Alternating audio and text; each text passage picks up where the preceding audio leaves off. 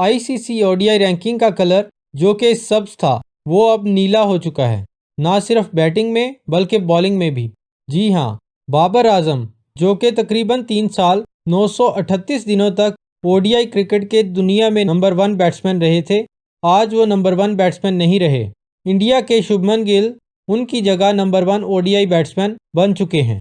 और बॉलिंग में शाहीन शाह अफरीदी जो कि कुछ ही दिनों पहले ओडीआई क्रिकेट के नंबर 1 बॉलर बने थे, लेकिन अब वो 5वें नंबर पर पहुंच गए हैं और पहले नंबर पर इंडिया के मोहम्मद सिराज आ चुके हैं।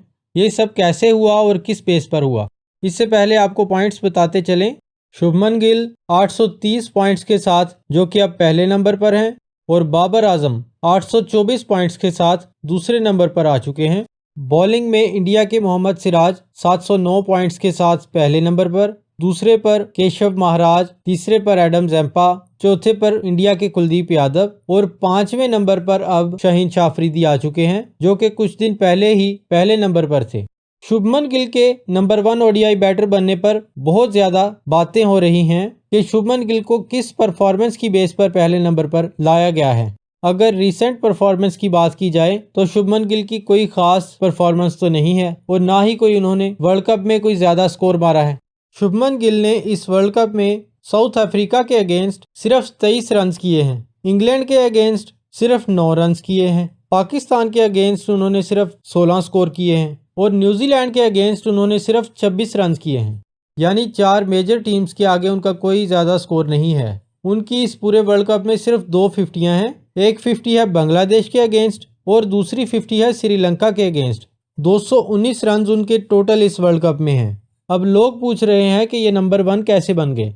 अगर ये उनकी रैंकिंग साल के हिसाब से यानी 2023 के हिसाब से है तो शुभमन गिल के अब तक ओडीआई में 1449 रन हैं जो कि अब तक सबसे ज्यादा हैं। 4 उनकी सेंचुरियां हैं और एक वो डबल सेंचुरी मार चुके हैं और इसके अलावा 63 की एवरेज है।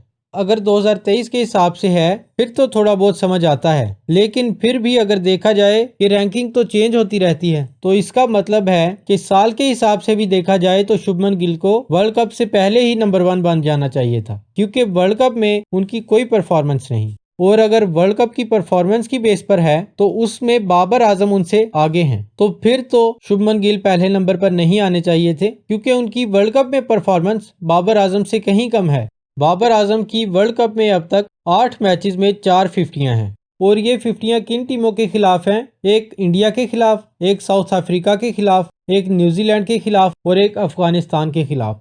अगर अफगानिस्तान को निकाल भी दिया जाए तो 3 बड़ी टीम्स के अगेंस्ट उनकी 50s हैं।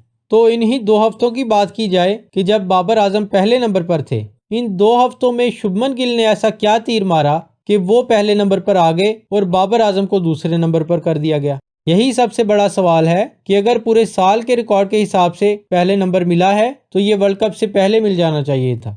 इसीलिए बाबर आजम की नंबर 1 रैंकिंग चेंज होने पर लोगों में काफी सवालात देखने को मिल रहे हैं। अब बॉलिंग रैंकिंग की बात की जाए कि मोहम्मद सिराज जो कि 709 पॉइंट्स के साथ पहले नंबर पर आ चुके हैं, तो उन्होंने वर्ल्ड कप में अब तक 10 विकेट्स हासिल की हैं, 33 की उनकी एवरेज है, 5.23 उनका इकोनॉमी रेट है। तो इनकी थोड़ी बहुत समझ आती है क्योंकि इनको रन्स भी कम पड़ रहे हैं और विकेट्स भी ली हुई हैं। और दूसरी तरफ शाहीन शाह अफरीदी का देखा जाए, उन्होंने वर्ल्ड कप में 16 विकेट्स ली हैं, जो कि वर्ल्ड कप में ज्यादा विकेट्स लेने वाले बॉलर्स में उनका नाम आता है, लेकिन उन्हें स्कोर भी अच्छा खासा पड़ा है। वर्ल्ड कप में न्यूजीलैंड के अगेंस्ट शाहीन शाह अफरीदी को 90 रन 10 ओवर्स में लगे थे। 25.5 की उनकी एवरेज है, 5.67 उनका इकोनॉमी रेट है। इसीलिए मोहम्मद सिराज के नंबर 1 होने पर ज्यादा बातें नहीं हो रही, क्योंकि मोहम्मद सिराज की कुछ ना कुछ परफॉर्मेंस वर्ल्ड कप में नजर आ रही है और रन्स भी कम खा रहे हैं।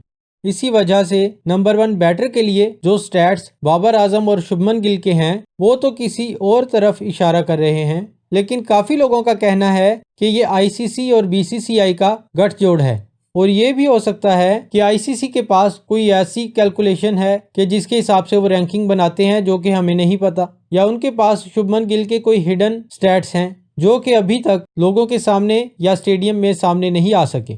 आपका नंबर 1 ओडीआई रैंकिंग के बारे में क्या कहना है? अपनी राय कमेंट में ज़रूर बताइएगा।